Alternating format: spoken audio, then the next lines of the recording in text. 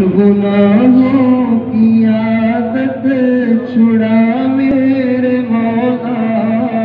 مجھے نیک انسان بنا میرے مولا، جو تجھ کو جو تیرے نبی کو پسند ہے، مجھے ایسا بندہ بنا میرے مولا۔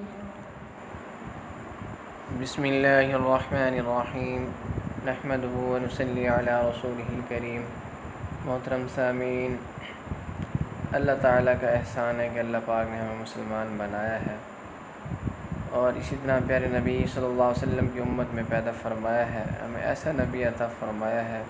جو راتوں کو اٹھ اٹھ کر اس امت کے لیے رویا ہے، دعائیں کی ہیں۔ کسی موقع کے اوپر ہمارے پیارے نبی صلی اللہ علیہ وسلم ہمیں نہیں بھولے، اور آپ صلی اللہ علیہ وسلم جانے کے بعد بھی ہمیں آپ صلی اللہ علیہ وسلم ایسے اعمال بتا کر گئے ہیں، قیامت تک ہم ان اعمال کو کریں گے، اللہ پاک ہمیں اس کا جو ہے ضرور فائدہ عطا فرمائیں گے۔ ایک ایک چیز کے لیے ہمارے پیارے نبی صلی اللہ علیہ وسلم ہمیں بتا کر گئے ہیں،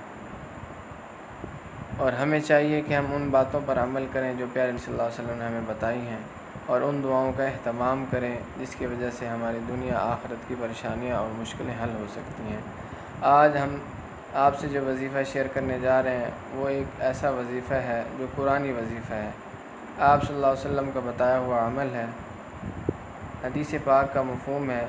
حضرت ابو موسیٰ اشعری رضی اللہ تعالیٰ عنہ روایت کرتے ہیں،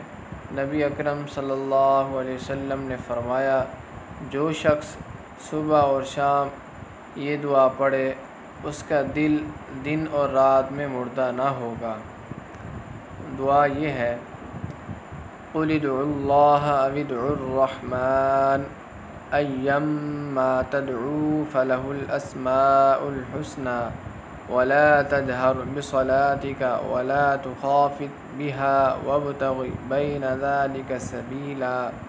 وَقُلِ الْحَمْدُ لِلَّهِ الَّذِي لَمْ يَتَّخِذْ وَلَدًا وَلَمْ يَكُنْ لَهُ شَرِيكٌ فِي الْمُلْكِ وَلَمْ يَكُنْ لَهُ وَلِيٌّ مِّنَ الذُّلِّ وَكَبِّرْهُ تَكْبِيرًا۔ محترم سامعین، گلدستہ وظائف سے جو اعمال پیش کیے جاتے ہیں